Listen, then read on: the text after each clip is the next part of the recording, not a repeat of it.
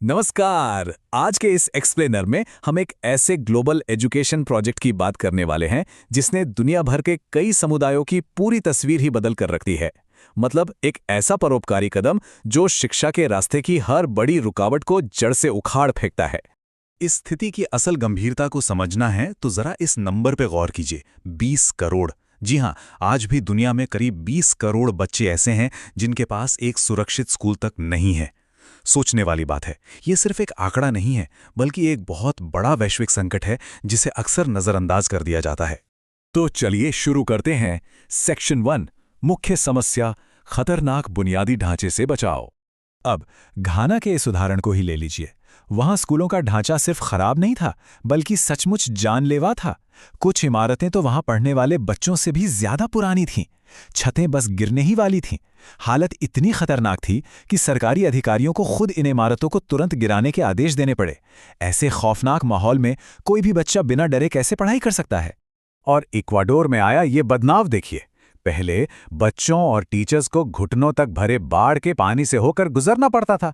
School पहुंचने के लिए पूरे 3 घंटे का खतरनाक नाव का सफर।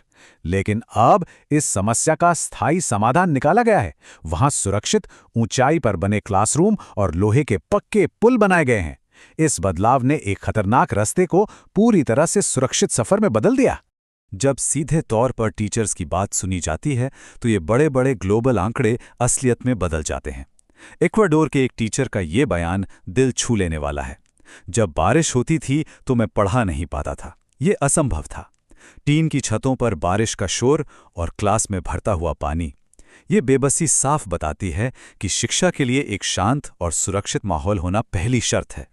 आगे बढ़ते हैं सेक्शन 2 की ओर, बुनियाद का निर्माण, क्लासरूम की नई कल्पना।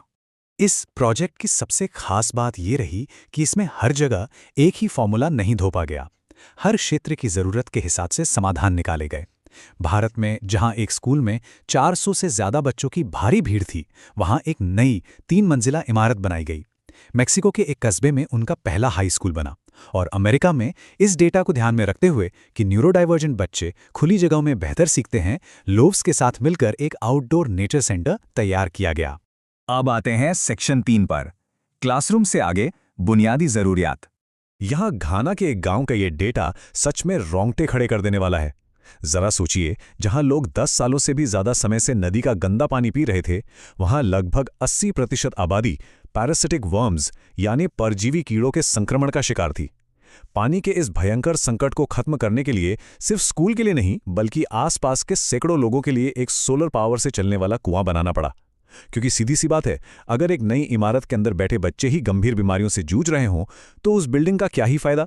इस पूरे परोपकारी अभियान को बहुत ही शानदार तरीके से 3 स्टेप्स में बांटा गया। पहला, एक सुरक्षित ढांचा। दूसरा, साफ पानी यानी सोलर कुआं।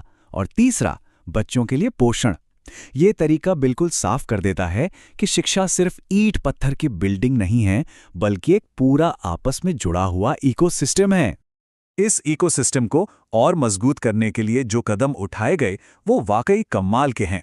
रॉकफेलर फाउंडेशन जैसे संगठनों के साथ मिलकर एक ऐसा मील प्रोग्राम शुरू किया गया जो मई 2030 तक हर स्कूल के दिन सभी छात्रों को मुफ्त भोजन की गारंटी देता है। और इसका असर भी दिखने लगा है। इस फ्री मील प्रोग्राम की वजह से स्कूलों में बच्चों की अटेंडेंस में सीधा 10% का उछाल आया है। चलिए अब देखते हैं सेक्शन 4, व्यवस्था को सहारा, शिक्षक सशक्तिकरण। इस बदलाव को मेक्सिको की एक स्कूल प्रिंसिपल की कहानी से बखूबी समझा जा सकता है। जरा कल्पना कीजिए, पिछले 1 दशक से उनके पास अपना कोई ऑफिस नहीं था और उन्हें अपनी कार में ही बैठकर सारा काम करना पड़ता था। और अब इस बदलाव को देखिए, उन्हें एक बिल्कुल नया अपना ऑफिस और बच्चों के लिए एक सॉकर फील्ड मिला है। टीचर्स और स्कूल लीडर्स को यह सम्मान और संसाधन देना उन्हें बेहतर काम करने के लिए एक नई ऊर्जा देता है। इसके अलावा सिर्फ स्कूल की बिल्डिंग खड़ी कर देना काफी नहीं है, बच्चों का वहां तक सुरक्षित पहुंचना भी उतना ही जरूरी है। भारत में कई छात्रों को अंधेरे में खतरनाक सड़कों पर 1 घंटे से ज्यादा पैदल चलना पड़ता था। इसके समाधान के लिए डेडिकेटेड स्कूल बसों की व्यवस्था की गई। इससे ये सुनिश्चित हो गया कि सबसे कमजोर वर्ग के बच्चे, खासकर लड़कियां, बिना किसी खतरे के अपने नए क्लासरूम तक सुरक्षित पहुंच सकें। ये मिशन स्टेटमेंट इस पूरे प्रोजेक्ट की जान है। हम यहाँ केवल औपचारिकता निभाने और स्कूल बनाने नहीं आए हैं, हम यहाँ समुदायों के जीवन को मूल रूप से बदलने आए हैं। मतलब फोकस सिर्फ ऊपरी तौर पर दिखावे की चैरिटी करने पर नहीं था, बल्कि उन व्यवस्थागत समस्याओं को जड़ से खत्म करने पर था जो पीढ़ियों से चली आ रही थीं।